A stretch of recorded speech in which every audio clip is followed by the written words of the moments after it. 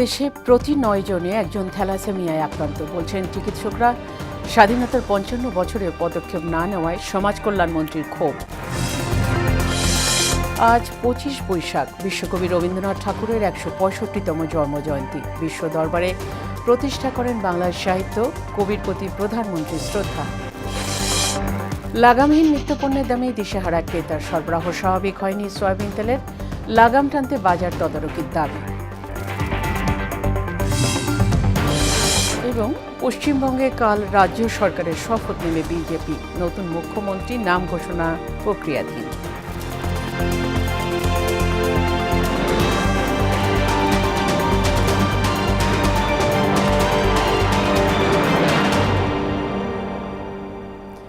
আসসালামু আলাইকুম। মোহনা সংবাদের সবাইকে স্বাগত।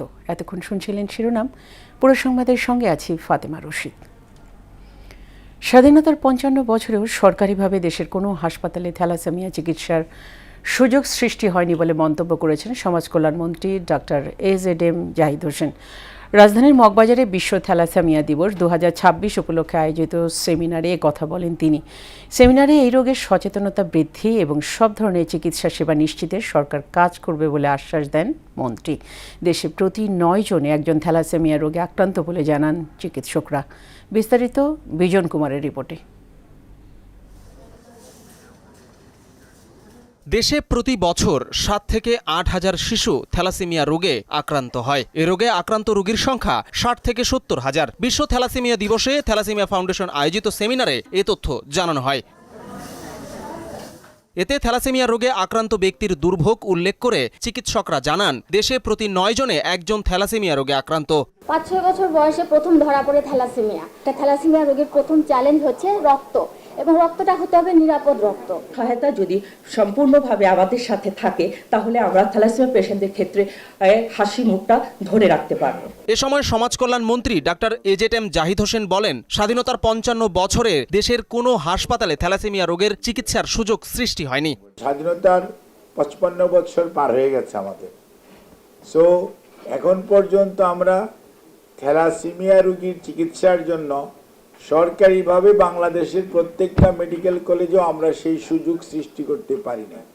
এমন বাস্তবতায় সামাজিক আন্দোলন গড়ে তোলার আহ্বান জানান মন্ত্রী। বলেন, বিবাহের পূর্বে অবশ্যই রক্ত পরীক্ষা করা জরুরি। কুসংস্কার থেকে বেরিয়ে আসতে হলে সামাজিক আন্দোলন দরকার, আর আন্দোলনটা খুব সহজ। ব্লাড টেস্ট কিন্তু খুব কঠিন টেস্ট না। আমাদের দেশে বিয়ে হতে হলে সবার হাজব্যান্ড অ্যান্ড ওয়াইফ ব্লাডের কিছু কিছু পরীক্ষা অবশ্য করণীয়। সবশেষে রোগীর বিরুদ্ধে সচেতনতা বৃদ্ধিতে সরকার সহযোগিতা করবে জানিয়ে মন্ত্রী বলেন, চিকিৎসা সেবা নিশ্চিতে সরকার প্রতিশ্রুতিবদ্ধ। সরকার চায় একটি মানবিক দেশ গড়তে। আমাদের সরকারের বর্তমান কমিটমেন্ট, আমরা একটা মানবিক সমাজ ব্যবস্থা, মানবিক বাংলাদেশ চাই। বর্তমান সরকার আপনাদের পাশে থেকে আপনাদেরকে সহযোগিতা করবে। বিজন কুমার, মোহনা সংবাদ, ঢাকা। 25 বৈশাখ, বিশ্বকবি রবীন্দ্রনাথ ঠাকুরের 165তম জন্মবার্ষিকী। 1268 সনের এদিনে পশ্চিমবঙ্গের কলকাতার জোড়াসাঁকোর ঠাকুর পরিবারে জন্মগ্রহণ করেন বাংলার সাহিত্যের উজ্জ্বল নক্ষত্র রবীন্দ্রনাথ। বহু প্রতিভার অধিকারী এই কবি নিজ প্রতিভায় আলোয় বাংলার সাহিত্য সংস্কৃতিকে তুলে ধরেছেন বিশ্ব দরবারে। সাহিত্যে অসামান্য অবদানের জন্য বিশ্বকবির সম্মান পান তিনি। বিশ্বকবির জন্মবার্ষিকী উপলক্ষে শ্রদ্ধা জানিয়েছেন প্রধানমন্ত্রী তারেক রহমান। নিজের ভেরিফাইড ফেসবুকে বিশ্বকবির প্রতি শ্রদ্ধা জানিয়ে পোস্ট করেন প্রধানমন্ত্রী। তাহসিন তারিনের প্রতিবেদন।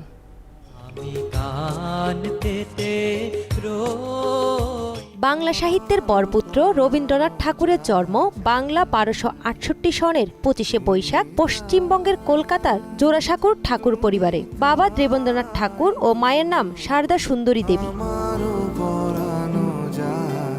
একেবারে কবি, ঔপন্যাসিক, গল্প, নাট্যকার, দার্শনিক, সঙ্গীতজ্ঞ ও প্রাবন্ধিক রবীন্দ্রনাথ ঠাকুরের সাহিত্য প্রতিভার বিকাশ ঘটে শৈশবেই। মাত্র 8 বছর বয়সে তত্ত্ববোধিনী পত্রিকায় অভিলাষ নামে তার প্রথম লেখা ছাপা হয়। 1878 সালে প্রকাশিত হয় প্রথম কাব্যগ্রন্থ কবি কাহিনী। উপন্যাস, নাটক, সঙ্গীত, প্রবন্ধন, চিত্রকলা বা দর্শন, বাংলা সাহিত্যের এমন প্রতিটি শাখায় বিচরণ করেছেন রবীন্দ্রনাথ। বিশ্বের নানা ভাষায় তার সাহিত্যকর্ম অনূদিত এবং নানা দেশের পাঠ্যসূচিতে তার লেখা সংযোজিত হয়েছে। 1910 সালে প্রকাশিত গীতাঞ্জলি কাব্যগ্রন্থের ইংরেজি অনুবাদের জন্য 1913 সালে সাহিত্যে নোবেল পুরস্কার লাভ করেন তিনি। রবি ঠাকুরের প্রকাশিত বইয়ের সংখ্যা 52টি, উপন্যাস 13, ছোট গল্প 95, প্রবন্ধন ও গদ্যগ্রন্থ 36 এবং নাটকের বই 38টি। কবির মৃত্যুর পর 36 খণ্ডে প্রকাশিত হয় রবীন্দ্র রচনাবলী। এছাড়া রয়েছে 19 খণ্ডের রবীন্দ্র চিঠিপত্র।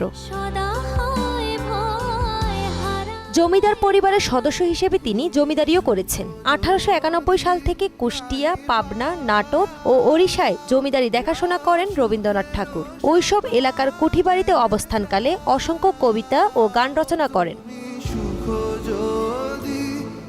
কবি রচনা করেছেন 2000-এর বেশি গান। অধিকাংশ গানের সুরও তার করা। কবির লেখা আমার সোনার বাংলা, আমি তোমায় ভালোবাসি বাংলাদেশের জাতীয় সঙ্গীত, আবার ভারতের জাতীয় সঙ্গীতটিও কবির লেখা।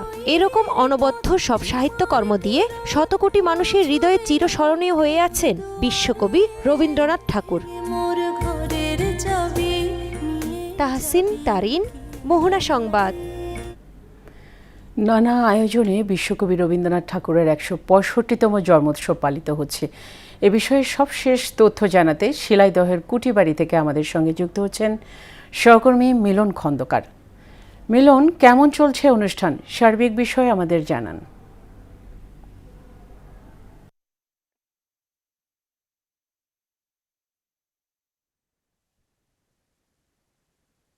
জি ফাতেমা, আপনি যেমনটা বলছিলেন, কুষ্টিয়ার শিলাইদহ কুঠিবাড়িতে বিশ্বকবি রবীন্দ্রনাথ ঠাকুরের আজ 165তম জন্ম জয়ন্তী উপলক্ষে সাংস্কৃতিক বিষয় মন্ত্রণালয় ও জেলা প্রশাসকের আয়োজনে 3 দিন ব্যাপী রবীন্দ্রনাথ সঙ্গীত, কবিতা আবৃত্তির আয়োজন করা হয়েছে।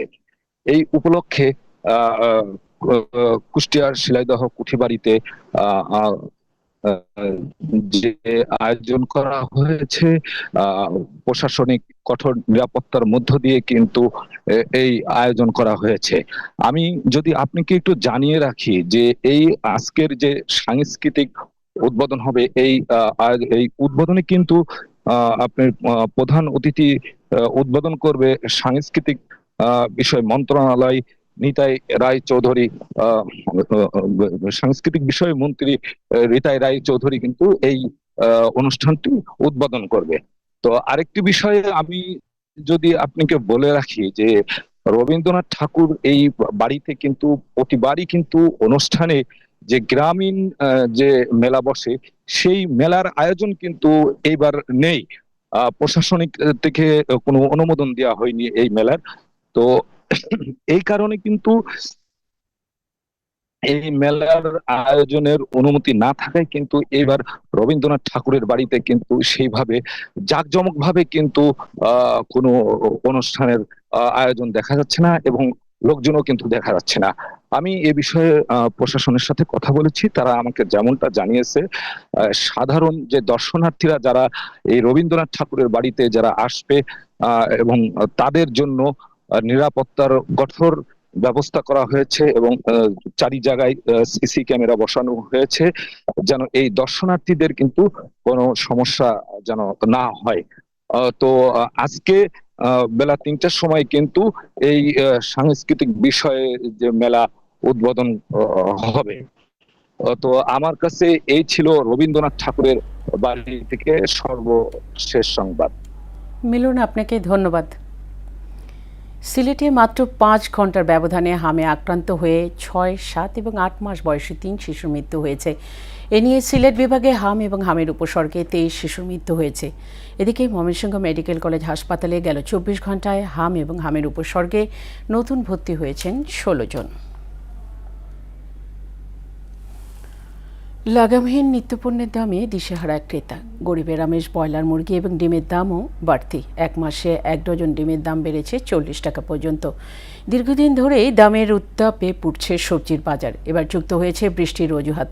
মাছের দামেও নেই স্বস্তি। এদিকে সরকার দাম বাড়িয়েও সরবরাহ স্বাভাবিক করতে পারেনি সয়াবিন তেলের বাজার। এমন পরিস্থিতিতে দ্রব্যমূল্য লাগাম টানতে নিয়মিত বাজার তদারকির দাবি ক্রেতার। বাজার ঘুরে আরও জানাচ্ছেন উষা ফেরদৌস। থরে থরে হরেক রকম সবজিতে ভরপুর বাজার, নানা রঙের তাজা সবজির সমাহার প্রকৃতির এক ক্যানভাসের মতো, যা ক্রেতাদের চোখ জুড়িয়ে দেয়। কিন্তু কিনতে গিয়েই হোঁচট খান ক্রেতা। বেগুন, শসা, কাঁকরোল কেজি প্রতি বিক্রি হচ্ছে 100 থেকে 120 টাকায়। পেঁপে, কচুল্লতি, করলা, পটল, ঢেঁড়স, লাউ সবই শতকের ঘরে। মধ্যবিত্ত নিম্নবিত্তদের কষ্ট হয়, আসলে সবজির দামটা অতিরিক্ত। বাজার একদম নিয়ন্ত্রণের বাইরে চলে গেছে। এই অবস্থা থাকলে তো মানে কঠিন অবস্থা হয়ে যাবে সবার জন্য। বাজারে ডিমের দাম আরো বেড়েছে। এক সপ্তাহে প্রতি ডজন ডিমের দাম বেড়েছে 10 টাকা, আর এক মাসের কম সময়ের মধ্যে ডজনের দাম বেড়েছে 30 থেকে 40 টাকা। যারা নিম্নবিত্ত মধ্যবিত্ত একবার খেতে গেলে 2-4টা ডিম হলে তাদের সংসার চলে, কিন্তু এটার উপরে এখন ভালো প্রভাব পড়ে গেছে। আমাদের এনে 60,000 ডিম আশা কথা, এনে মাত্র আছে আপনার 40,000 ডিম। কিছুতেই লাগাম টানা যাচ্ছে না ব্রয়লার মুরগির দামে। বিক্রি হচ্ছে 190 থেকে 200 টাকায়, আর প্রতি কেজি সোনালী বিক্রি হচ্ছে 360 টাকা পর্যন্ত। খাসির মাংস 1250, গরুর মাংস 850। এটা একটা হচ্ছে সিন্ডিকেটের মতোই কিছুটা, হ্যাঁ আমার কাছে এরকম মনে হয়, কারণ হঠাৎ করেই গরুর মাংসের দাম 750 থেকে 800 টাকা, 850 টাকা হয়ে গেল। দেখা গেছে ফার্মে যাইতে হইলে 3-4 করে তেল লওয়া লাগে, একবার অনেক সময় তেল দেয় না, ওই কারণে এই সমস্যাটা হয়। স্বস্তি নেই মাছের বাজারেও। 1 কেজি ওজনের রুই মাছ 350, আকারে বড় হলে দাম হয় 450 থেকে 500 টাকা। চাষের পাঙ্গাস, তেলাপিয়া, পাবদা মাছের দামও নেই নিম্ন আয়ের নাগালে। একটু বড় মাছ কিনতে গেলে আমরা কিনতে পারি না, তখন আমাদের বিবেচনা করতে হয় যে তেলাপিয়া, তারপরে সিলভার কাপ, এইসব মাছের দিক তাকাইতে হয়। চাষের মাছ 250 টাকার উপরে, এটাও আমাদের আসলে মধ্যবিত্তদের নাগালের বাইরে। এদিকে পাইকারি ও খুচরা পর্যায়ে প্রায় 3 মাস ধরে বোতলজাত সয়াবিন তেলের সরবরাহ সংকট থাকার পর 1.5 সপ্তাহ আগে দেশে বোতলজাত ও খোলা সয়াবিন তেলের দাম লিটারে 4 টাকা বাড়ানো হলেও স্বাভাবিক হয়নি বাজার। ওই 1 সপ্তাহ আগে 2 কার্টন দিছিল, এর লাগে 1 বস্তা চাউল ধরা দিছে, মিনিকেট চাউল 5 লিটার 1 লিটার চাইলে 20 কার্টন দেয়, মাত্র 2 কার্টন। বাংলাদেশ পরিসংখ্যান ব্যুরো BBS এর হিসেবে গ্রাম শহর নির্বিশেষে সার্বিক মূল্যস্ফীতি এখন 9% বেশি। তাই নিয়মিত বাজার তদারকির দাবি ক্রেতাদের। উষা ফেরদৌস, মোহনা সংবাদ, ঢাকা। ভারতের পশ্চিমবঙ্গে আগামীকাল রাজ্য সরকারের শপথ নেবে ভারতীয় জনতা পার্টি বিজেপি। বিধানসভা ভাঙার কারণে মুখ্যমন্ত্রী পদে আর থাকছেন না মমতা বন্দ্যোপাধ্যায়। মুখ্যমন্ত্রী বাঙালি হবেন বলে জানানো হলেও আনুষ্ঠানিকভাবে নাম ঘোষণা প্রক্রিয়াধীন রয়েছে। বিজয় থালাপতি তামিলনাড়ুর মুখ্যমন্ত্রী হওয়ার দৌড়ে অত্যন্ত শক্তিশালী অবস্থানে থাকলেও তার দল টিভিকে একক সংখ্যাগরিষ্ঠতা না পাওয়ায় সরকার গঠনের জন্য তাকে জোট সঙ্গীদের উপর নির্ভর করতে হচ্ছে। ঐশী আলমের ডেস্ক রিপোর্ট। ভারতের পশ্চিমবঙ্গে আগামীকাল রাজ্য সরকারের শপথ নেবে ভারতীয় জনতা পার্টি বিজেপি। কেন্দ্রীয় স্বরাষ্ট্রমন্ত্রী এবং বিজেপি নেতা অমিত শাহ কাল রাজ্যে আসছেন। ব্রিগেড প্যারেড গ্রাউন্ডে কাল শপথ নেবেন নতুন সরকার। এদিকে ভারতের পশ্চিমবঙ্গের বর্তমান বিধানসভা ভেঙে দিয়েছেন রাজ্যপাল RN রবি। এক বিবৃতিতে এই সিদ্ধান্ত জানান তিনি। বিধানসভা ভাঙার কারণে মুখ্যমন্ত্রী পদে আর থাকছেন না মমতা বন্দ্যোপাধ্যায়। বিধানসভা নির্বাচনে বিজেপি জয়লাভ করার পর নতুন মুখ্যমন্ত্রী কে হবেন তা ঠিক করতে অমিত শাহ কলকাতায় এসে পরিষদীয় দলের বৈঠক করেন। মুখ্যমন্ত্রী বাঙালি হবেন বলে জানানো হলেও আনুষ্ঠানিকভাবে নাম ঘোষণা প্রক্রিয়াধীন রয়েছে। এদিকে বিজয় থালাপতি তামিলনাড়ুর মুখ্যমন্ত্রী হওয়ার দৌড়ে অত্যন্ত শক্তিশালী অবস্থানে থাকলেও তার দল টিভিকে একক সংখ্যাগরিষ্ঠতা না পাওয়ায় সরকার গঠনের জন্য তাকে জোট সঙ্গীদের উপর নির্ভর করতে হচ্ছে। ঐশী আলম, মোহনা সংবাদ। অভিবাসীদের অধিকার সুরক্ষা এবং নিরাপদ অভিবাসন নিশ্চিতে বৈশ্বিক সহযোগিতা জোরদারের আহ্বান জানিয়েছে বাংলাদেশ। যুক্তরাষ্ট্রের নিউ ইয়র্কে জাতিসংঘ সদর দপ্তরে international migration review forum IMFRF সাধারণ বিতর্কে এই আহ্বান জানান প্রবাসী কল্যাণ মন্ত্রী আরিফুল হক চৌধুরী। তিনি বলেন, নিরাপদ, সুশৃঙ্খল এবং নিয়মিত অভিবাসন নিশ্চিত করতে Bangladesh global compact on migration GCM বাস্তবায়নের অংশ হিসেবে মাইগ্রেশন কম্প্যাক্ট টাস্কফোর্স গঠন এবং 2026 এবং 2030 মেয়াদের জাতীয় কর্মপরিকল্পনা গ্রহণ করেছে। New governance of Bangladesh, led by Honorable Prime Minister Tareq Rahman, has invested its best efforts to building a society based on good governance, rule of law, human rights, human dignity and equal opportunity. advising a rights-based approach to global migration governance, therefore fully aligns with our national vision. Dhaka সহ সারা দেশের জন্য বৃষ্টি নিয়ে 5 দিনের পূর্বাভাস দিয়েছে আবহাওয়া office. আবহাওয়াবিদ doctor Mohammad Omar Faruk স্বাক্ষরিত বিজ্ঞপ্তিতে বলা হয়, আজ সন্ধ্যা 6টা পর্যন্ত রংপুর, রাজশাহী, ঢাকা, ময়মনসিংহ, খুলনা, বরিশাল, চট্টগ্রাম এবং সিলেট বিভাগের 2-1 জায়গায় অস্থায়ীভাবে দমকা অথবা ঝোড়ো হাওয়া অথবা বিদ্যুৎ চমকানো সহ বৃষ্টি অথবা বজ্র সহ বৃষ্টি হতে পারে। সারা দেশে দিন এবং রাতের তাপমাত্রা সামান্য বাড়তে পারে।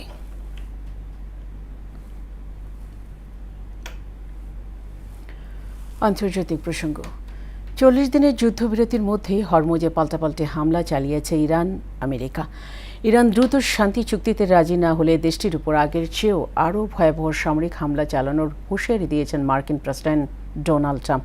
বৈদেশিক চাপ এবং শত্রুপক্ষের নানা ষড়যন্ত্রের মুখেও ইরান আত্মসমর্পণ করবে না বলে জানিয়েছেন দেশটির প্রেসিডেন্ট মাসুদ পেজেকশিয়ান। বিমান ঘাঁটি এবং আকাশসীমা ব্যবহার করে প্রজেক্ট ফ্রিডমের জন্য যুক্তরাষ্ট্রকে অনুমতি দেয়নি সৌদি আরব ও কুয়েত। ঐশী আলমের টেস্ট রিপোর্ট। টানা 40 দিনের যুদ্ধবিরতির মধ্যেই ইরানের জলসীমায় একটি তেলবাহী ট্যাঙ্কারে মার্কিন হামলার পর যুক্তরাষ্ট্রের নৌবাহিনীর যুদ্ধজাহাজে পাল্টা হামলা চালানোর দাবি করেছে ইরানি সামরিক বাহিনী। এতে ওয়াশিংটন ও তেহরানের মধ্যকার যুদ্ধবিরতি ভেঙে যাওয়ার শঙ্কা দেখা দিয়েছে।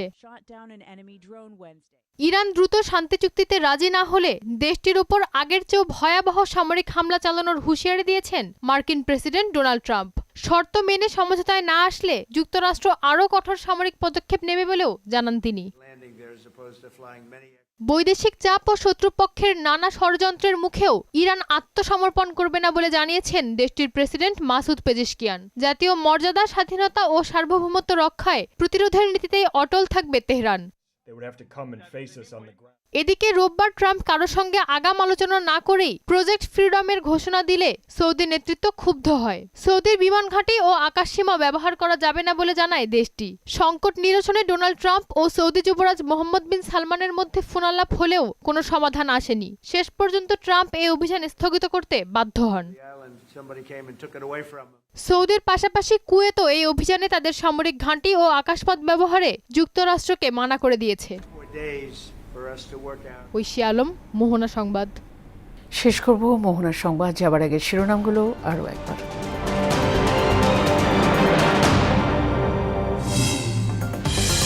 দেশে প্রতি 9 জনে একজন থ্যালাসেমিয়ায় আক্রান্ত বলছেন চিকিৎসকরা। স্বাধীনতার 55 বছরেও পদক্ষেপ না নেওয়ায় সমাজ কল্যাণমন্ত্রীর ক্ষোভ। আজ 25 বৈশাখ বিশ্বকবি রবীন্দ্রনাথ ঠাকুরের 165তম জন্মজয়ন্তী। বিশ্ব দরবারে প্রতিষ্ঠা করেন বাংলার সাহিত্য, কবির প্রতি প্রধানমন্ত্রীর শ্রদ্ধা। লাগামহীন নিত্যপণ্যের দামে দিশেহারায় ক্রেতা। সরবরাহ স্বাভাবিক হয়নি, সয়াবিন তেলের লাগাম টানতে বাজার তদারকির দাবি। এবং পশ্চিমবঙ্গে কাল রাজ্য সরকারের শপথ নেবে বিজেপি। নতুন মুখ্যমন্ত্রীর নাম ঘোষণা প্রক্রিয়াধীন।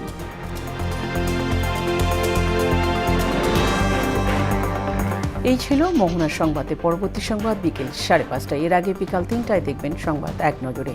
মোহনার সবশেষ খবর জানতে ভিজিট করুন www.mohana.tv। সংবাদ দেখতে পারেন ফেসবুক ও ইউটিউবে। এতক্ষণ সঙ্গে থাকার জন্য সবাইকে ধন্যবাদ।